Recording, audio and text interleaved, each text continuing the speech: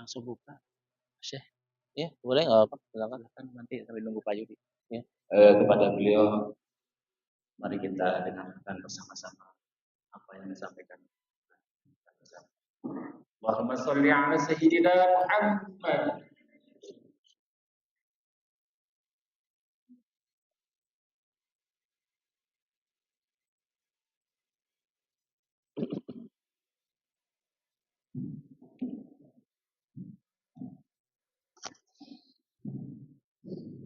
Bismillahirrahmanirrahim.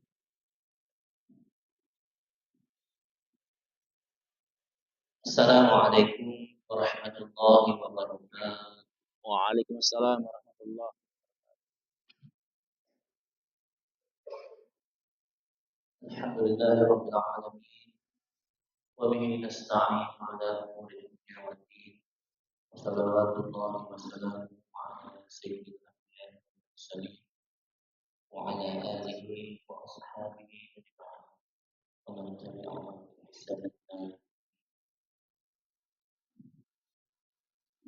Faqala ta'ala a'udzu billahi minasy syaithanir rajim. Ya ayyuhalladzina amanu taqullaha haqqa tuqatih wa la tamutunna illa wa la antum muslimun.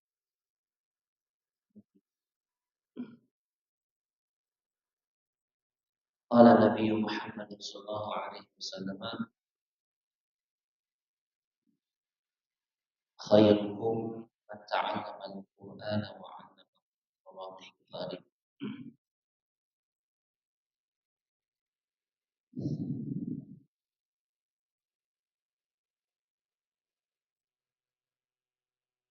Bismillahirrahmanirrahim. Pada tahmidus shalawat yang sama-sama kita hormati dan kita muliakan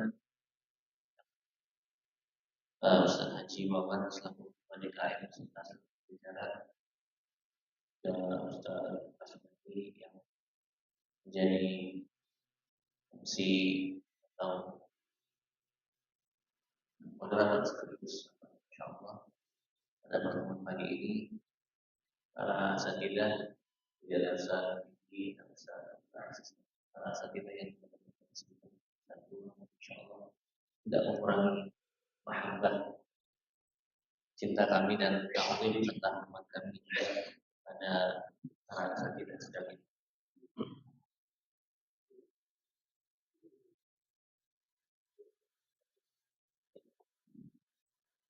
Jalan ikan jalan enggak? Gitu.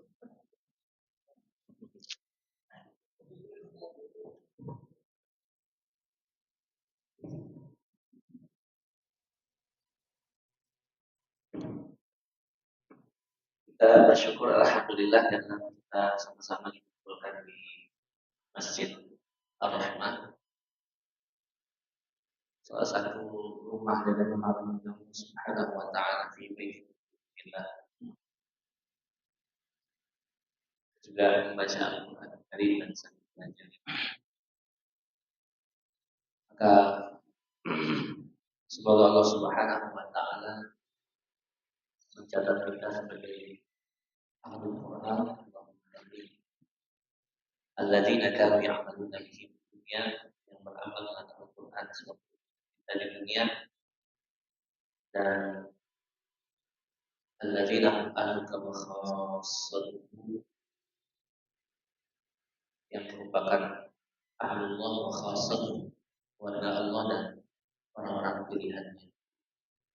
Dalam hadis Rasulullah SAW disebutkan, inna lillahi minan nasi abdi, dalam riwayat yang lain, inna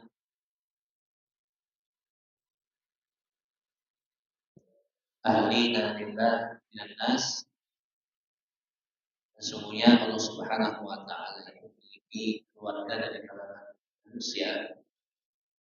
Keluarga di sini bukan berarti keturunan, tapi merupakan orang-orang yang dipilih dan ditetapkan orang khususnya.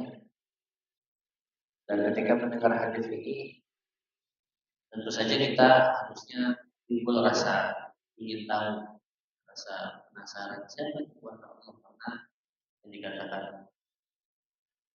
Allah keluarga Allah itu pasti orang-orang yang memang dikhususkan orang-orang tertentu saja. Maka para sahabat pun bertanya, "Man ya Rasulullah, siapa mereka ya Rasulullah?"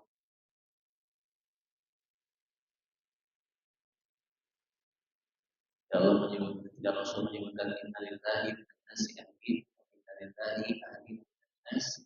Maka Rasulullah tidak membiarkan manusia itu menebak-nebak jumlah sahabatnya. Karena rasa ingin tahu mereka, akhirnya kita mendapatkan ilmu bahwa Allah Subhanahu wa Ta'ala itu memang memilih daripada hamba-hambanya, daripada makhluknya yang menjadi orang-orang yang terdekat, orang yang dikhususkan. Maka jawab Rasulullah, ahlullah, ahlul Quran, ahlullah wa khasatuh. Yang dikatakan keluarga Allah itu adalah ahlul Quran, keluarga Al-Quran. Yang mereka itu merupakan keluarga Allah dan orang-orang pilihan.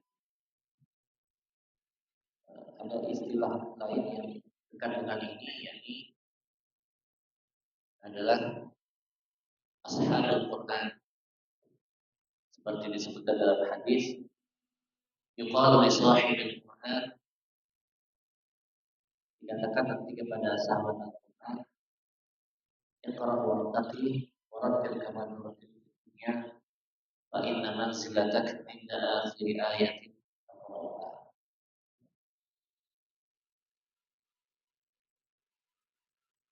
Dikatakan kepada sahabat-sahabat Al-Quran itu definisi atau misi yang digunakan adalah ahlullah, keluarga Allah. Kalau di hadis ini itu ashab, jamak daripada sahib kalau kita, atau sahibah itu sahabat-sahabat Al-Quran. Kalau dikatakan sahabat itu juga ada kedekatan ya, karena mustahil misalnya seseorang dikatakan sahabat kalau misalnya kita saja bersahabat dengan seseorang, pasti kita tahu rumahnya di mana, atau kita juga tahu keluarganya. Itu sahabat. Kalau ngaku sahabat tapi nggak tahu, ya itu mungkin baru sebatas kenal, tahu aja gitu ya teman. Nah, terasa kita al-kiram, kita membaca Al-Quran yang harus kita ketahui pertama, walaupun memang ini secara teori sekali lagi sebagaimana pernah kita pelajari adalah merupakan fardu kifayah secara teori. Namun secara prakteknya itu adalah fardu ain. Sebagai contoh, kalau kita baca Al-Quran yang tadi misalnya dibacakan oleh imam kita, itu adalah bacaan Al-Quran menurut riwayat Imam Hafiz An-Asim.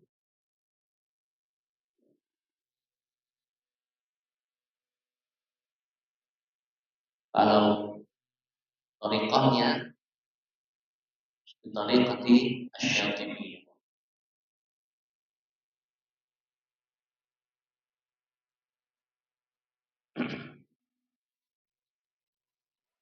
Tadi itu dibaca surah Al-Nashrah,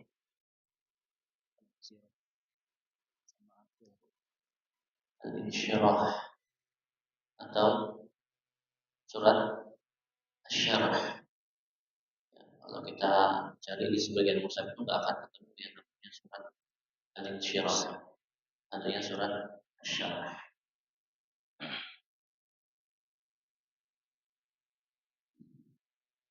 Itu ada ayat di sini allazi anqadha.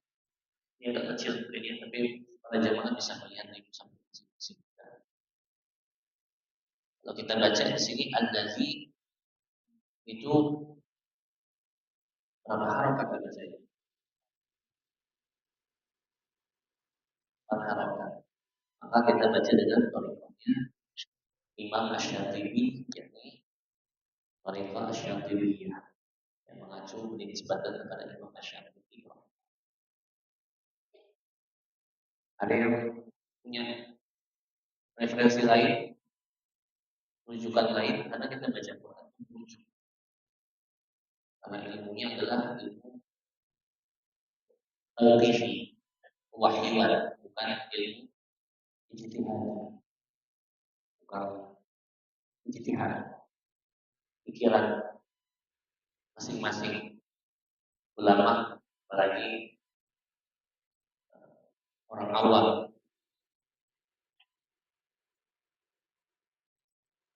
Ini mungkin ada rujukan lain kalau kita baca dengan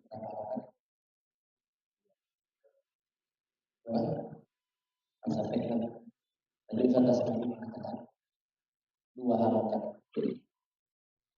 Yang 2 harokat itu dibenarkan, yang 6 harokat sudah beda yang dengan riwayat.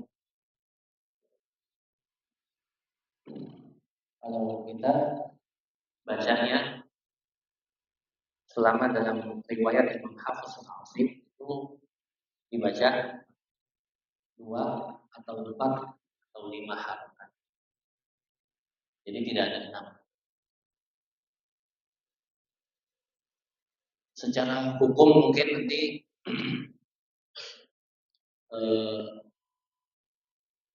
walaupun juga ilmunya adalah fardu kifayah nama hukumnya itu, tapi ya kita juga perlu tahu agar apa? Agar insya Allah kita tidak gampang ya. Karena semakin banyak kita tahu, semakin kita mengatasi keraguan-raguan. Secara hukum namanya al-mad al-jamiz al-munfasil. Kita masuk kepada pembahasan al-munfasilnya karena sebagian mengatakan al-wajib. Kenapa dikatakan wajib? Karena 4 harokat menurut qiraat Imam Asim, riwayat Imam Hafiz, dan kemudian thariqahnya Asy-Syatibiyah. Makanya sama-sama dibaca 4 harokat dengan yang al-muttasil. Kalau al-muttasil mungkin kita sama-sama tahu tuh nama lengkapnya al-madul wajib al-muttasil.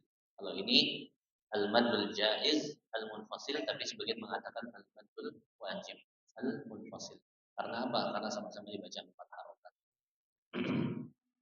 Jadi kalau kita nggak tahu, mungkin kita akan gampang kok dikatakan wajib.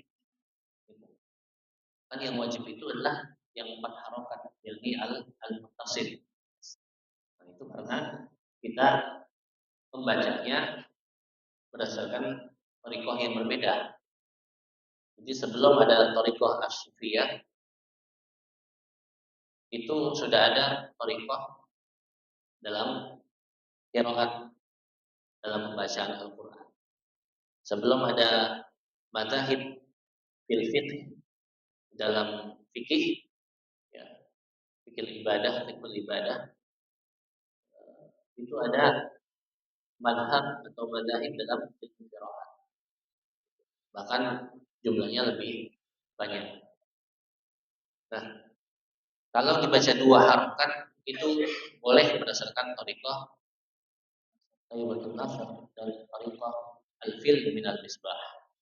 Kalau dibaca 5 harokat itu boleh berdasarkan thariqah al-taisir dari Imam Middani.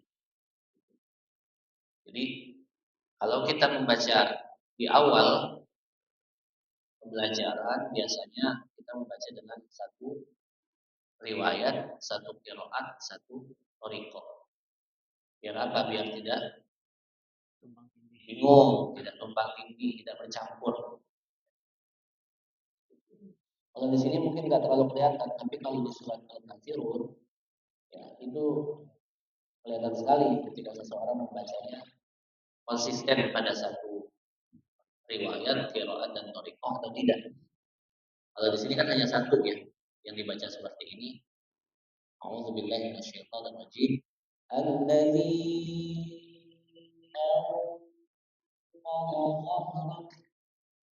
kita baca 4 harokat. Kalau kita baca dengan tariqah nasyar atau tariqah al-fil min al-misbah alladzi dibaca 2 harokat. Ini pun juga tidak kelihatan karena yang lain-lainnya tidak ada yang serupa hukumnya, ada yang sama. Tapi kalau di surat Al-Kafirun ini akan kelihatan manakala seseorang itu konsisten atau tidak membaca berdasarkan riwayatnya. Dan yang mengkhawatirkan adalah kalau terjadi percampuran antara satu thariqah dengan yang lainnya. Dalam bacaan Al-Quran itu tidak boleh. Misalnya, ini kan sama ya hukumnya seperti tadi ya.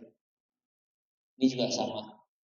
Kalau kita di awal membaca 4 harokat, misalnya di sini kita baca 2, sini balik lagi ke 4, apalagi satu ayat misalnya dibaca dengan 2 versi yang berbeda, ini namanya mencampur adukan, tumpang tindih tadi istilah lainnya. Ya. Jadi kalau kita baca Bismillahirrahmanirrahim. Qul ya ayyuhal kafirun. Maka yang lain-lain harus mengikuti. La a'budu ma ta'budun wa la antum 'abiduna ma a'budu. Yang lain harus sama. Biar semua kita kebagian manfaat daripada membacanya, maka saya ajak para jamaah sekalian kita untuk membaca mengikuti saya talaqi jamaah saja. Talaqi jamaah ini salah satu metode klasikal yang mestinya memang diikuti dengan talaqi fardhi perorangan. Tapi karena waktunya juga nggak sempat, nanti bisa dijadikan di waktu yang lain. Atau janjian ketemu di mana misalnya yang talaqi setelah perorangan. Ya. Siap mengikuti bareng-bareng? Ya. A'udzu billahi minasy syaithanir rajim. A'udzu billahi minasy syaithanir rajim. Qul ya ayyuhal kafirun. Qul ya الكافرون لا نعبد ما تعبدون لا أعبد ما تعبدون ولا أنتم عابدون ما أعبد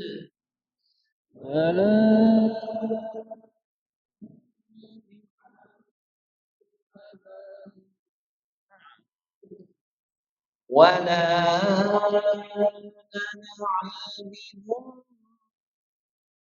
ما عبدتم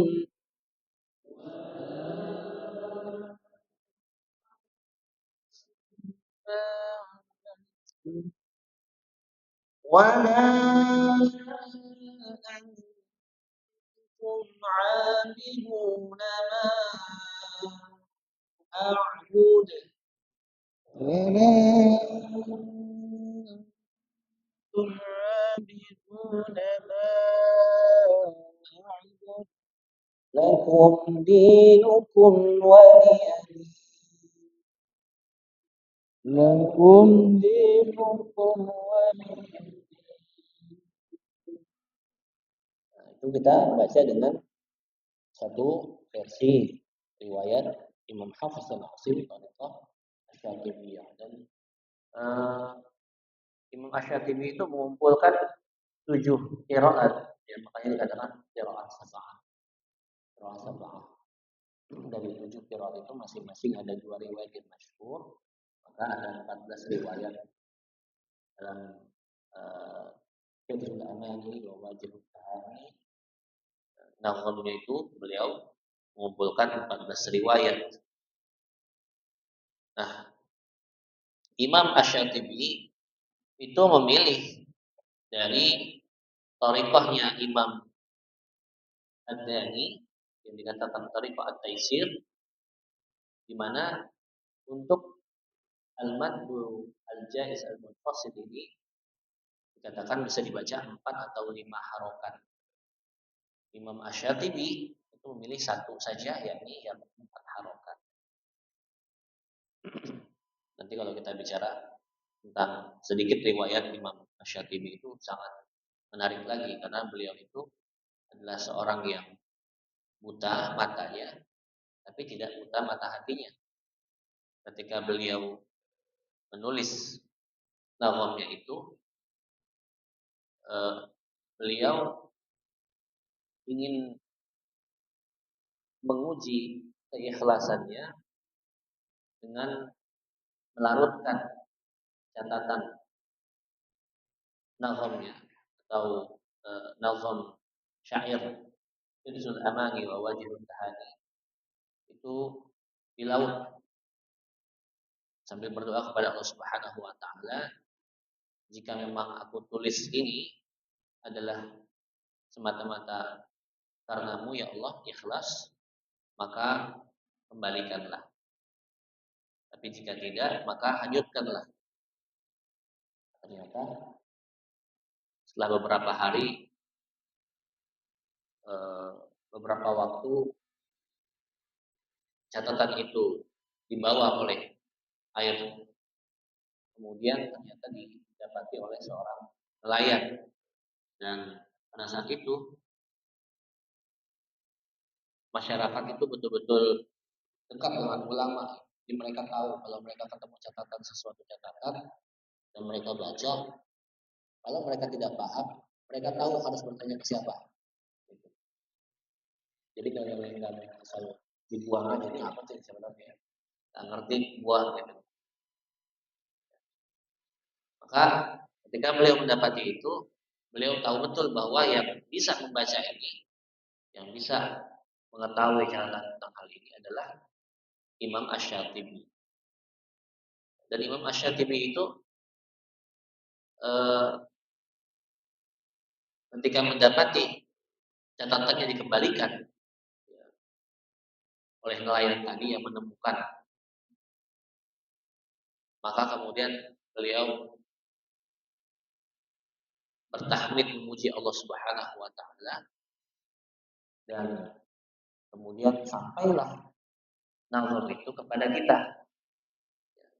dan juga penjagaan riwayatnya sebagaimana yang kita baca sampai hari ini.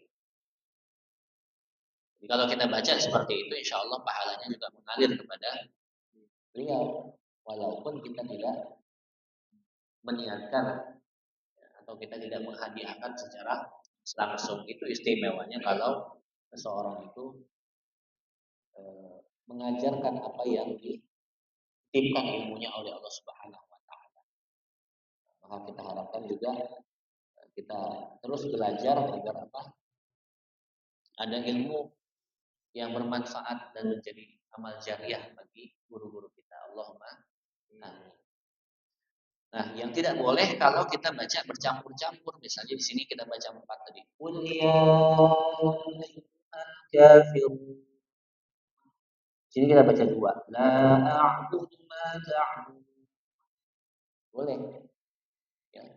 Di sini baca lagi 4 lagi. Wala antum 'abiduna ma a'budu. Mungkin nggak kelihatan ya. Kalau saya baca tadi di sini 4, di sini 5. terlalu jelas Pak 4 sampai 5 itu kalau tidak terbiasa mendengar dan membedakan itu kita nggak tahu mana 4 mana 5. Tapi kalau 4 dengan 2 atau 2 dengan 4 kan kelihatan sekali ya. Misalnya saya baca wala antum 'abiduna ma a'budu. Tapi sekali lagi hal ini memang bisa diketahui oleh ahlinya yang saya katakan di depan.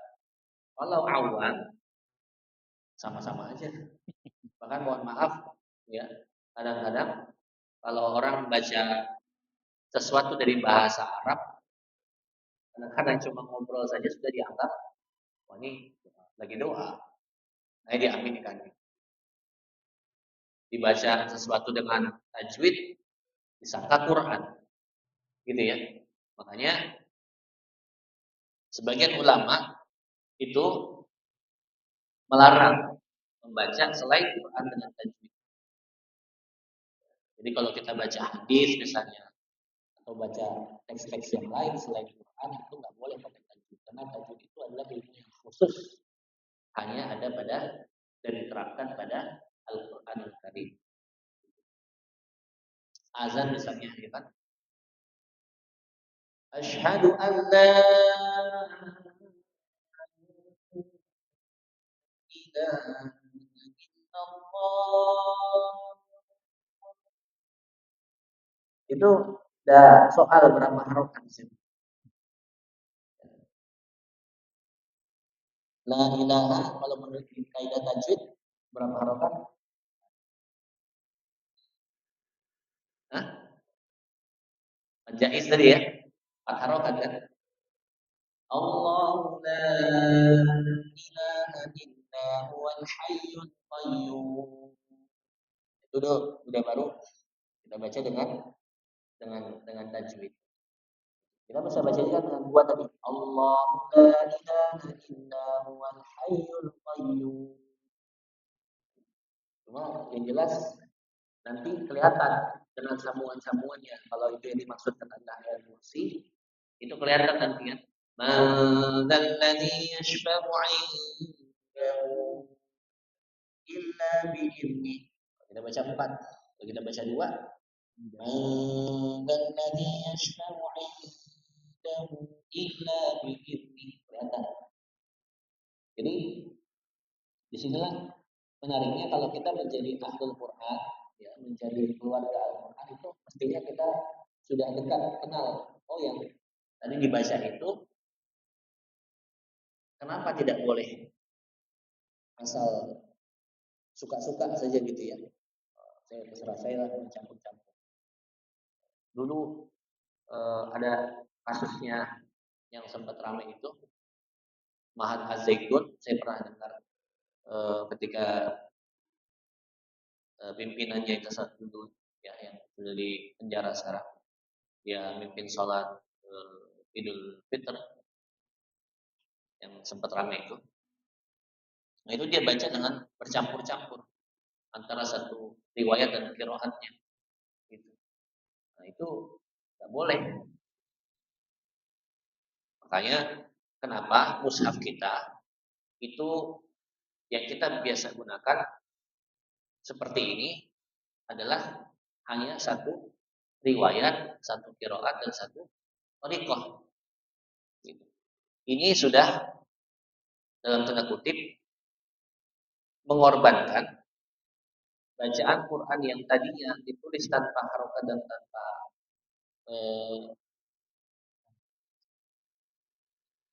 titik-titik itu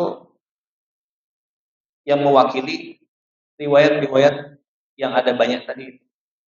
Kalau dia 10 qiraat yang mutawatirah, maka dia masuknya menjadi apa namanya? 20 riwayat. Ya mungkin nggak usah jauh-jauh ke sini kalau kita baca di surat Al-Fatihah saja. Ya. Itu kalau tidak ada harokatnya, ini ayat keempat aja sudah kelihatan tidak ada harokatnya. Itu ada dua cara membacanya dalam qiraat yang mutawatirah, baik yang 7 maupun yang 10, itu antara Maliki Yaumiddin 6 qiraat, kemudian Maliki Yaumiddin itu 4 qiraat. Jadi jumlahnya lebih banyak yang baca dengan pendek Maliki Yaumiddin. Cuma perbedaannya tak hanya di sini. Makanya nggak boleh kalau misalnya di sini Maliki Yaumiddin, yang lain-lainnya berdasarkan yang kita tahu saja dari riwayat Imam Hafiz, nggak boleh sekedar mengambil gayanya aja gitu kan, biar kesannya beda. Bukan baca Quran itu bukan biar kesannya beda. Baca Quran itu mengikuti wahyu. Satu-satunya ilmu yang tidak bisa dipelajari secara otodidak ya ilmu bacaan Al-Quran. Makanya kenapa para ulama itu menyusun ya dan menyebutkan riwayatnya secara tertulis itu agar apa? Kita bacaannya tidak bercampur aduk tadi, tumpang tindih. Riwayat yang kita biasa baca itu Imam siapa namanya? Hafiz Asim. Kalau kita lihat urutannya paling atas, tentunya dari Allah Subhanahu wa taala. Karena Al-Qur'an itu kalam Allah. Dulu kita pernah pelajari ya di awal-awal sekali, Al-Qur'an itu definisinya adalah wa kalam Allah. Ya, karena firman Allah Subhanahu wa taala. Maka Al-Qur'an dari Rabbul Izzah. Makanya dikatakan tadi, orang yang dekat dengan Al-Qur'an, yang menjadi keluarga Al-Qur'an, dia juga menjadi keluarga Allah Subhanahu wa taala. Baru dari Allah diturunkan dulu ke malaikat Jibril alaihissalam. Kenapa tidak dari Allah langsung kepada Rasulullah SAW? Kenapa? Karena belajar Quran itu memang harus bintalaki wal musyafahah. Harus dengan ketemu muka begini ya, melihat, atau kalau sekarang bisa dengan online itu, tapi dihidupkan videonya, kelihatan bagaimana cara pengucapannya. Sehingga ketika dibaca misalnya Ar-Rahmanir Rahim, kelihatan bahwa Ar-Rahim itu memang dia harus ditarik ya ke bawah. Ar-Rahim. Nah,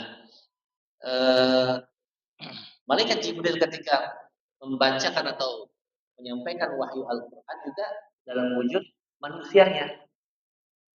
Biar apa? Bisa dilihat bagaimana malaikat Jibril membacakan. Begitulah para sahabat juga belajar dari Rasulullah SAW langsung kan. Jadi kelihatan bagaimana cara mengucapkannya. Bukan hanya mendengar saja, tidak mengandalkan pendengaran saja, karena tidak semua orang juga pendengarannya itu terlatih, sensitif, dalam artian positif ya, sensitif. Sebagaimana misalnya Imam Asy-Syafi'i tadi. Bagi sebagian orang yang buta, ya, mereka bahkan, mohon maaf, kadang-kadang mereka saja hafal Quran dibandingkan kita yang diberikan kelengkapan panca indera, hafal Quran juz 30 juga kadang-kadang belum selesai ya. Gitu.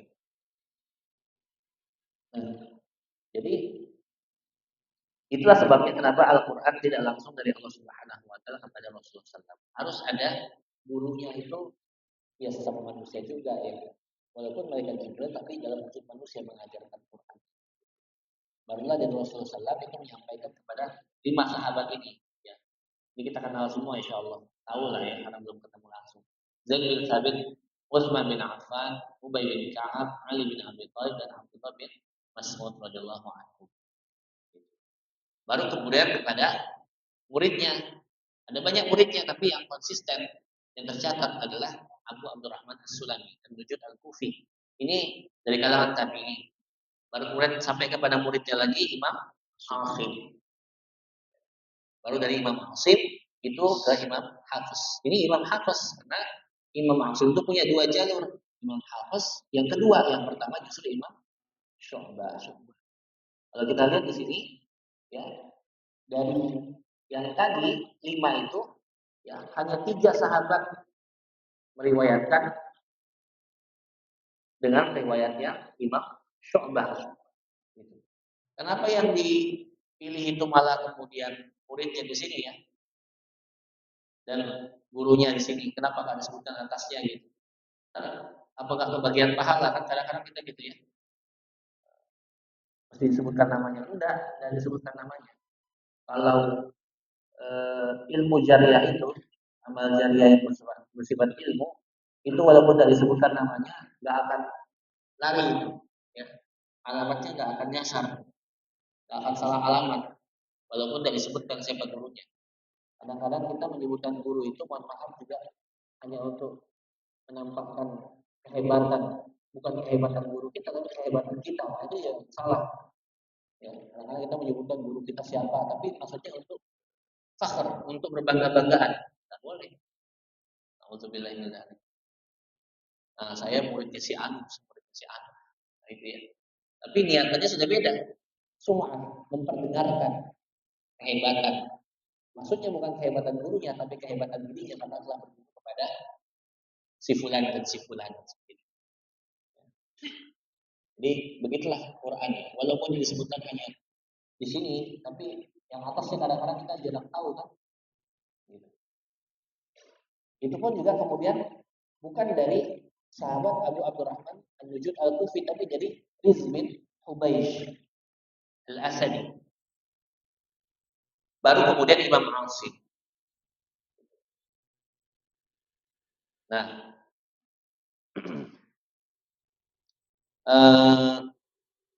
kalau kita lihat contoh riwayat yang lain, karena saya menyebutkan ada beberapa riwayat dari qiraat. Misalnya yang pertama itu Imam Qalun ya, dari qiraatnya Imam Nafi'. Itu juga bacaan yang berbeda gurunya. Yang sama dari kalangan sahabat hanya Ubay bin Ka'ab paling atasnya. Baru kemudian ada muridnya lagi Abu Hurairah. Ada Abdullah bin Abbas dan Abdullah bin Iyash. Baru kemudian kepada muridnya lagi tabi'in Yazid bin Al-Qa'qa yang dikenal dengan Abu Ja'far, kemudian Abdurrahman bin Hurmuz dan Syaibah bin Nisah dan Muslim bin Jundub. Baru kepada muridnya yang namanya Imam Nafi'. Nah, inilah qiraat yang disebut dengan qiraat Imam Nafi'. Yang ada dua jalur masyhur riwayatnya ini Imam Qalun dan Imam Warash. Yang kita biasa tahu itu Imam Warash. Ya, tadi dibaca misalnya 6 harokat, itu 6 harokat kalau baca dengan Imam Warash. Gitu. Alladzi Allah itu dibaca 6 harokat oleh Imam Warash. Tapi perbedaannya bukan hanya di situ. Misalnya di mana Imam Warash itu ada bacaan di sini ya. Itu ada tahlilul lam. Tahlilul lam itu seperti tafkhim kalau kita baca lafaz Allah. Kalau kita biasa baca gimana? Alladzina yu'minuna bil ghaibi wa yuqimuna as-salata wa mimma razaqnahum yunfiqun. Kita baca as-shalah biasa kan. Kemudian kita baca yu'minuna. Sementara Imam Warash bacanya alladzina yu'minuna bil ghaibi wa yuqimuna as-salata wa mimma razaqnahum wa mimma razaqnahum yunfiqun. Jadi kalau kita tidak tahu secara tepat semua perbedaan minimal dari yang akan kita bacakan di dalam sholat misalnya gitu, maka jangan kita baca itu.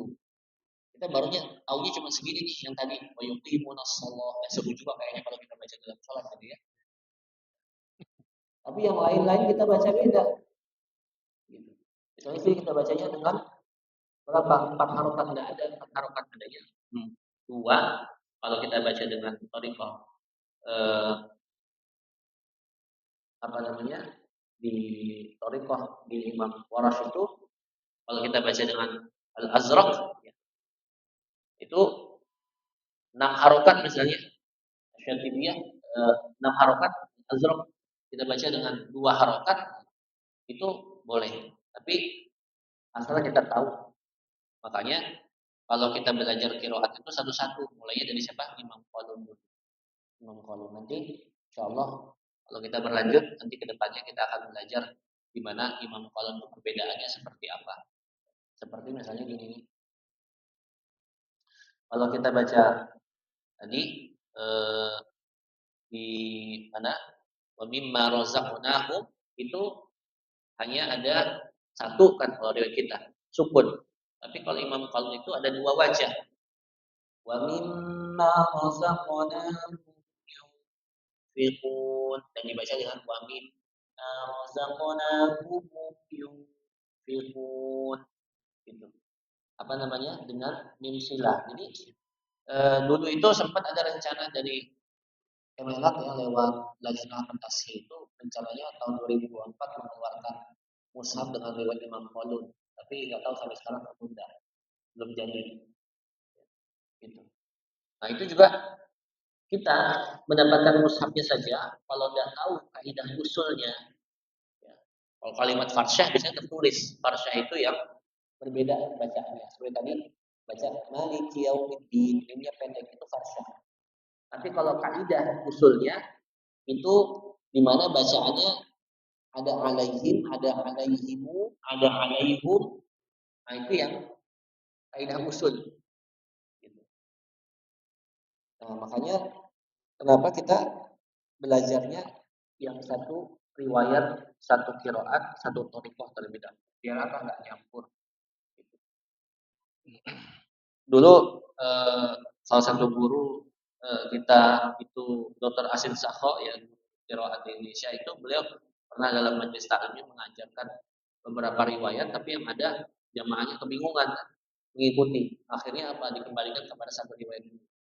Gitu. Imam Qalun dulu. Gitu. Karena kalau Imam Hafiz kan sudah banyak yang bisa dan tahu, tinggal menguatkan saja. Satu lagi contoh misalnya Imam Ibnu Katsir. Ini kalau kita baca berdasarkan mazhab Syafi'i itu mazhab qiraatnya adalah Imam Ibnu Katsir. Beliau mengatakan di dalam Tahsilul Qiraah itu qiraatuna qiraatu al-Imam Ibnu Katsir al-Makki. Wa kadzalika wajadtu ahlu Makkah. Maka bacaan kita adalah berdasarkan qiraatnya Imam Ibnu Katsir al-Makki. Seperti itulah aku mendapati penduduk kota suci Makkah itu membaca dengan qiraatnya Imam Ibnu Katsir. Jadi dulu itu masyarakat umum ya di Makkah itu termasuk para imamnya itu membaca dengan qiraat Imam Ibnu Katsir. Beliau mengatakan paman arad tamam, barang siapa yang menghendaki kesempurnaan bacalah dengan qiraatnya Imam Ibnu Katsir. Paman arad sunnah faliyaqra li Nafi'. Barang siapa yang menghendaki sunnah itu bacalah dengan riwayatnya Imam Nafi'. Qiraatnya Imam Nafi'. Nah, Imam Ibnu Katsir itu kalau kita lihat dari sahabatnya ada sahabat Umar bin Khattab. Jadi sahabat Umar itu bacanya bukan berdasarkan riwayat Imam Hafiz An-Asim yang kita pelajari biasa baca. Sahabat Umar bin Khattab radhiyallahu anhu itu beliau membaca berdasarkan riwayat Imam Ibnu Katsir yang ke bawah-bawahnya itu. Kenapa tidak dikatakan qiraat Imam Umar bin Khattab? Ya, gitu. Nah inilah karena memang yang mengumpulkan riwayat-riwayat itu ya mengambil yang apa namanya itu bagian yang kira-kira di mana qiraat yang dikumpulkan ketemu ya rujukannya. Kemudian sahabat Ubay bin Ka'ab, kalau kita lihat dari kalangan sahabat itu yang paling banyak meriwayatkan Quran itu yang sahabat Ubay bin Ka'ab. Gitu. Baru Abdullah bin Sa'id, baru Abu Ma'bad Abdullah ibn Katsir al-Makki. Ini pun juga tidak langsung kepada ini ya yang kita biasa baca riwayat Imam Al-Bazzi dengan Imam Umbul. Kalau Imam Al-Bazzi dengan Imam Umbul yang paling kelihatan misalnya di mana Imam Al-Bazzi baca dengan shad, tapi Imam Umbul baca dengan sin. Sama-sama mimnya pendek. Maliki yaumiddin. Cuma di sini dibaca dengan ihdinas siratal mustaqim. Mana bacanya? Shad dulu apa sin dulu? Shad dulu karena Imam Al-Bazzi yang pertama, baru Imam Umbul. Jadi kalau kita baca dengan jamak tuh banyak jamak riwayat atau qiraat itu yang pertama dulu gitu. Makanya kalau kita baca jamak riwayat itu Maliki Yaumiddinnya yang pertama dibaca pendek. Maliki Yaumiddin, baru baca Maliki Yaumiddin. Yang ini baca setelah shot baru ihdinas siratal mustaqim. Jadi bagi orang Indonesia yang sebagian mungkin mengucapkan huruf satu kadang-kadang perjuangan ya, nggak dapat gitu kan.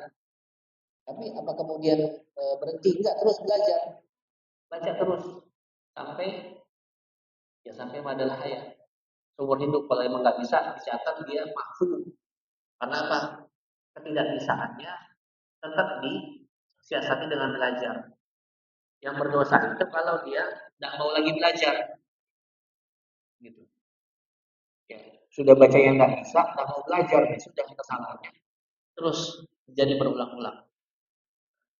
Kemudian kalau di Imam Faluk tadi itu ada dua wajah, alaihim dengan alaihimu, sementara di Imam Ibnu Katsir ya itu bacanya dengan satu wajah saja. Jadi antara yang shad Imam Al-Bazzi, siratal ladzina an'amta 'alaihim ghairil maghdubi 'alaihim waladdallin.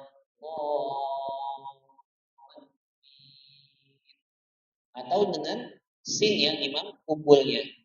Siratal ladzina an'amta 'alaihim ghairil maghdubi 'alaihim waladdallin.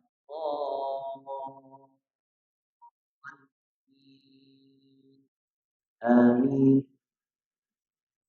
Jadi sekali lagi Bapak Ibu sekalian, kita ini hanya wajib baca satu riwayat, satu qiraat, satu thariqah. Masih mau nawar juga. Dari 10 yang mutawatir yang sah dibaca dalam sholat, 20 riwayat yang sah dibaca dalam sholat, kita hanya wajib baca satu. Kira-kira masih mau nawar juga? Ya. Dan bisa, karena apa? Karena ini fardu ain kalau bacanya. Ya, tapi kalau hukum-hukumnya misalnya, ya itu ada yang disebut dengan apa? Ikhfa, ya, ada yang disebut dengan idgham, ya, ada iklan, ada izhar, itu barulah kita bisa menawar. Saya enggak ini belum siap nih belajar untuk yang membedakan izhar. Oke, secara teori nggak apa-apa, tapi secara praktek nggak boleh ditawar. Gitu. Gitu ya. Saya pikir itu saja. Nanti kita sambung dengan pertanyaan. Kalau ada yang mau ditanya, mudah-mudahan sih ada yang ditanya ya, karena banyak yang saya selipkan itu sampaikan tadi itu yang sebenarnya bisa kita gali lagi, insya Allah. Ya, mudah-mudahan karena ini pertemuan yang pertama, saya mengenalkan bahwa dari sekian riwayat dan qiraat hanya satu yang kita wajib bacanya dengan benar dan konsisten, maka mudah-mudahan kita tidak menawar-nawar lagi karena itu kalau bacanya udah fardu ain ya gitu. Ya bacanya prakteknya, tapi kalau teorinya ya tahu itu idhar apa, itu idgham apa, ya ikhfa iqlab itu apa gitu ya, untuk ahkam menun sakinah wa tanwin, maka itu insyaallah fardu kifayah, bolehlah diwakilkan insyaallah, apalagi yang tadi ya. Tapi untuk tahu tuh memang sebaiknya demikian, harus tahu, karena kalau tidak tahu kita banyak bingungnya kan.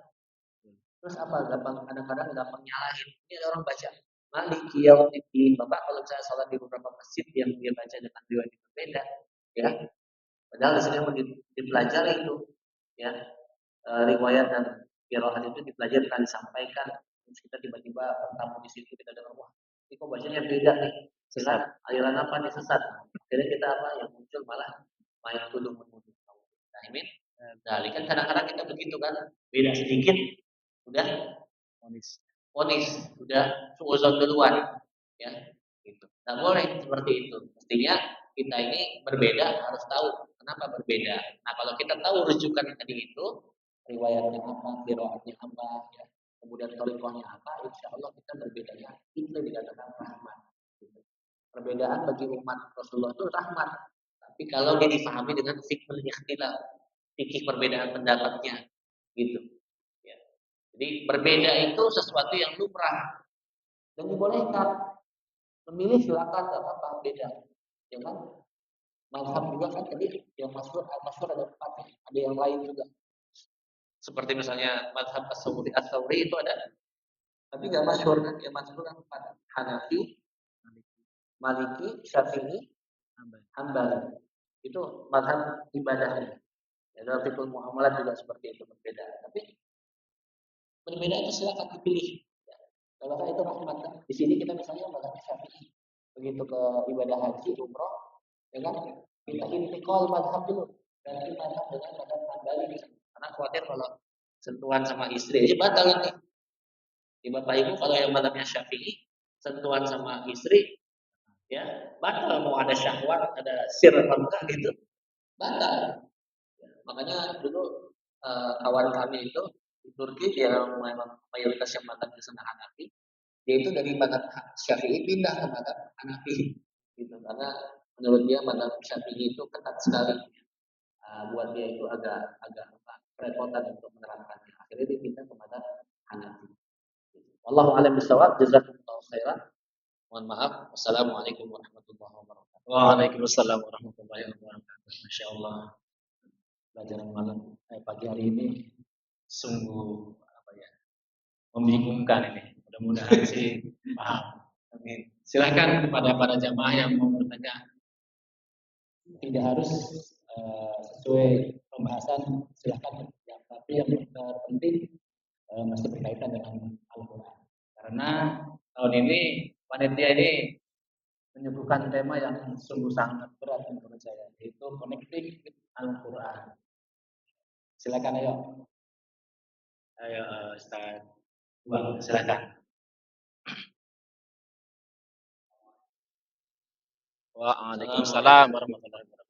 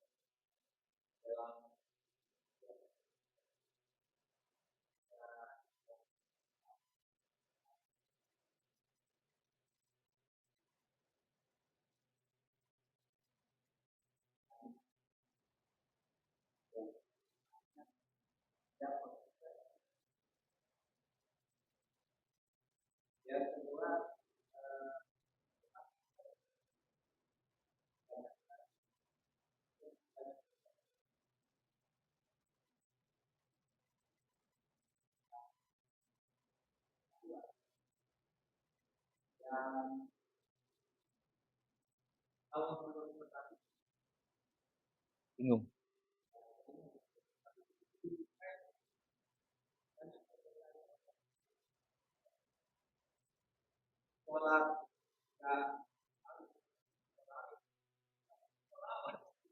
Iya.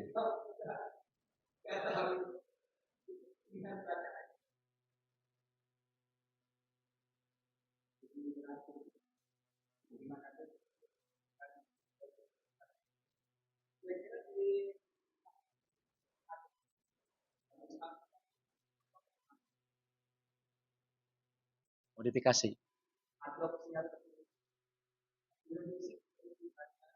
Kayak mulai.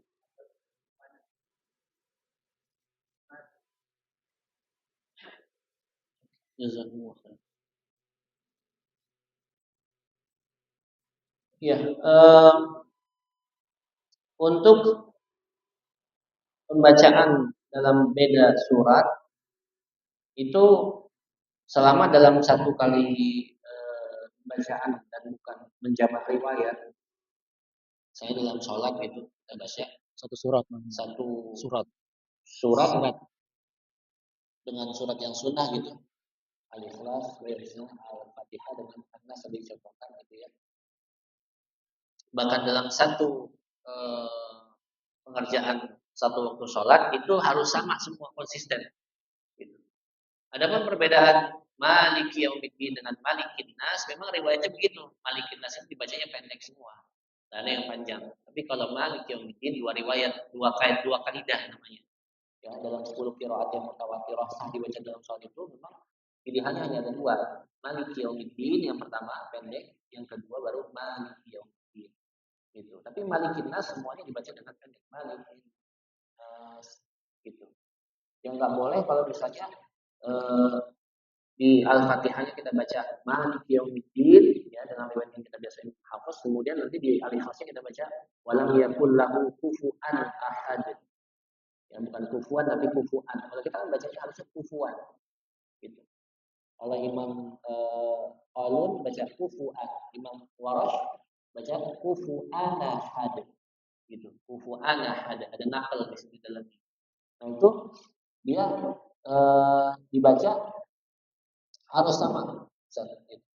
Nggak boleh campur-campur. Kayak tadi kasus yang saya pernah contohkan itu, saya dengar dari bacaan sholat Idul Fitrinya, itu dicampur-campur antara satu riwayat dengan riwayat yang lain dalam satu sholat Idul Fitri misalnya. Ya, gitu. Itu nggak boleh. Iya, dalam satu sholat nggak boleh. Kenapa? Karena itu membingungkan. Jangankan beda qiraat ya, beda thariqah aja nggak boleh.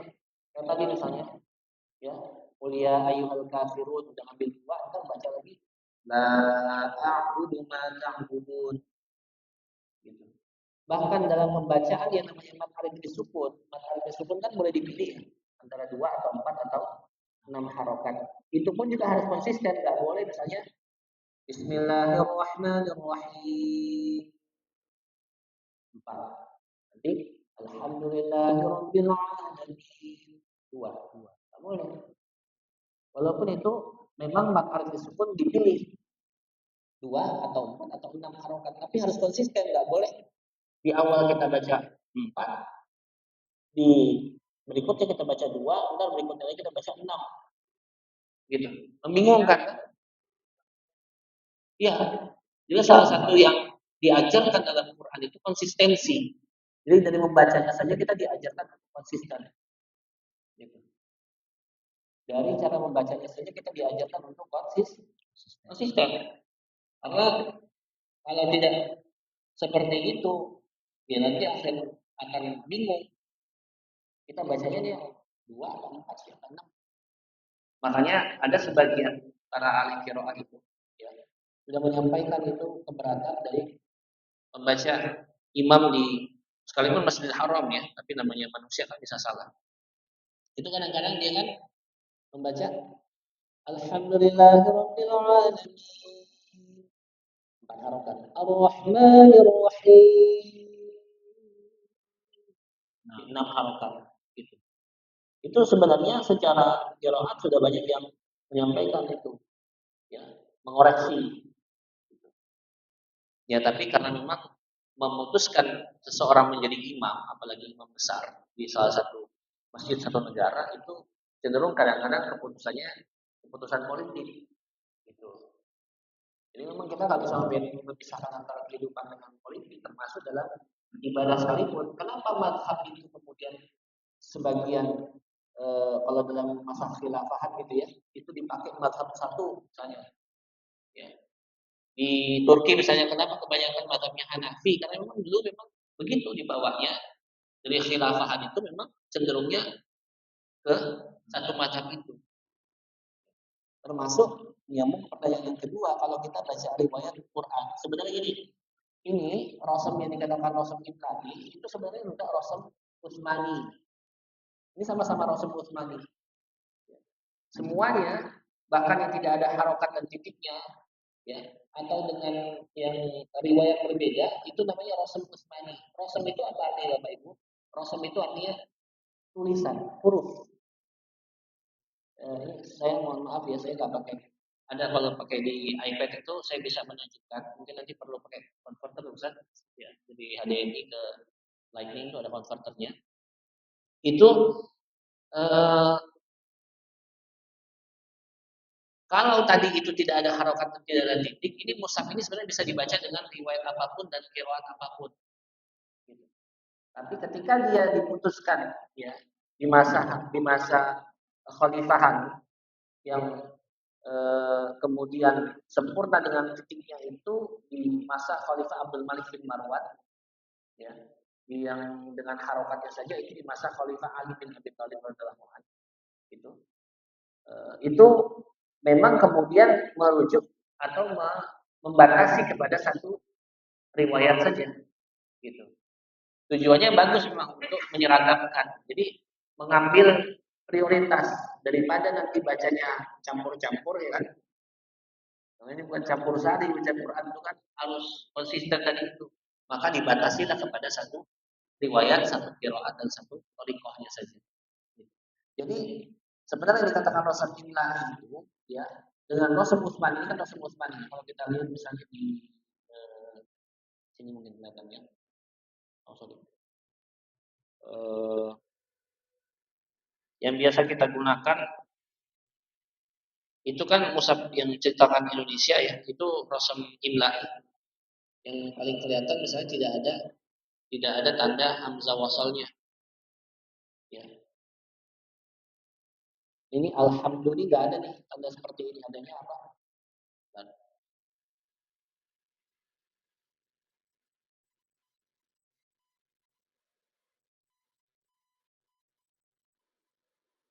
ini nggak ada tanda seperti ini nih. Ya, adanya fathah biasa kan? Adanya apa? Fathah biasa. Jadi ihdina juga bukan begitu tulisannya kan? Ihdina itu bukan begitu tulisannya, tapi pakai kasrah. Betul ya? Nah, itu kenapa? Karena apa dia? Itu pakai orang katakan imlahi sebenarnya tidak. Dia hanya berbeda di kaidah tambahan saja, yakni gimana? Tambahan harokat, tidak ada hamzah wasalnya. Di tanda-tandanya saja. Adapun titiknya sama, gitu. Kemudian misalnya ini Malik Yaumiddin, kalau di Rasul Imla itu iyahnya di sini ada kata sukun. Ya, tapi kalau di Mushaf Rasul Utsmani yang cetakan Timur Tengah itu enggak ada. Cuma yang berbeda hanya kaidah saja, tapi hurufnya enggak ada perbedaan. Makanya dulu ada sempat itu mushaf ditulis Malik Yaumiddin itu pakai alif, sehingga dipisahkan. Malik Yaumiddin, Rabbil Alamin itu pakai alif. Ya, tapi itu udah zaman dulu, dari tarik dari percetakan. Sudah nggak ada percetakan sekarang, walaupun dia dikatakan Rasul Jimlah itu cetakan Indonesia gitu, itu ditulis pakai apa namanya, pakai alif, karena dia memisahkan antara ain dengan lam dan itu menambah huruf. Gitu. Para ulama itu mengatakan menambah huruf itu dilarang, tidak boleh. Ini kita yang paling kelihatan mungkin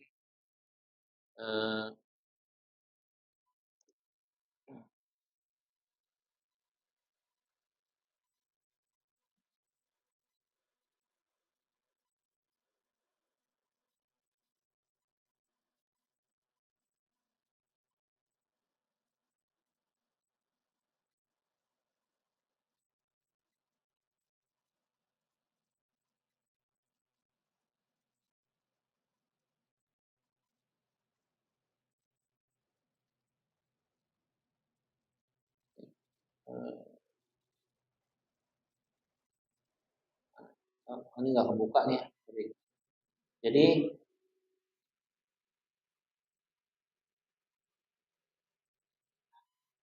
itu perbedaannya nanti hanya di kaidah saja, tapi pun ada pun harokat dan titiknya nggak berbeda.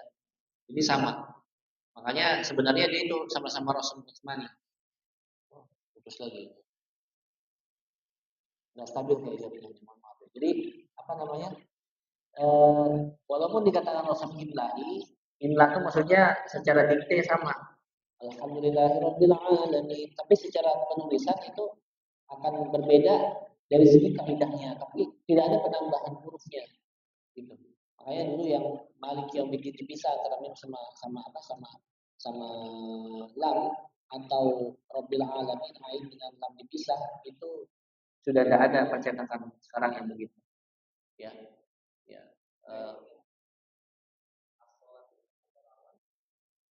Iya, jadi as-shalah itu dia kalau dipahami kaidahnya dalam mushaf yang Timur Tengah, Rasul Utsman yang Timur Tengah itu tidak dikatakan ini fathah tegak atau fathah berdiri. gitu ya. Tidak ada fathah berdiri karena fathah itu selalu diagonal bentuknya. Yang diagonal ini fathah. Tapi ini namanya alif khonjariyah. Sama fungsinya seperti di sini nih, ya. Malik yaumiddin, ya kan? Jadi fathahnya ma, tapi alif khonjariyah itu fungsinya sama dengan alif, cuman dia tidak memisahkan antara huruf mim sama lam.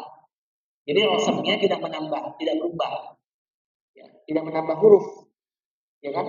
Tapi cara bacanya itu jadi panjang karena ada alif khonjariyahnya.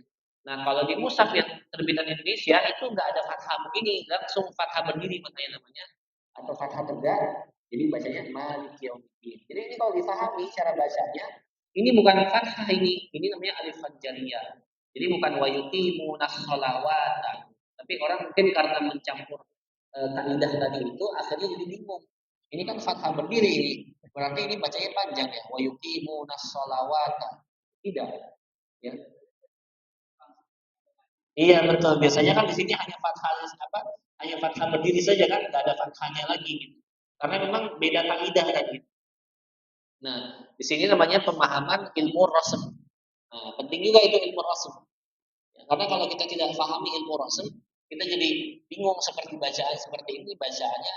Kenapa di sini pakai ada fathah tegak atau fathah berdiri? Padahal di sini di mushaf Timur Tengah itu bukan pakai fathah berdiri namanya, tapi alif khonjariyah. Khonjar itu namanya belati. Jadi alif yang bersifat seperti pisau belati, pendek dia. Pisau belati kan pendek ya.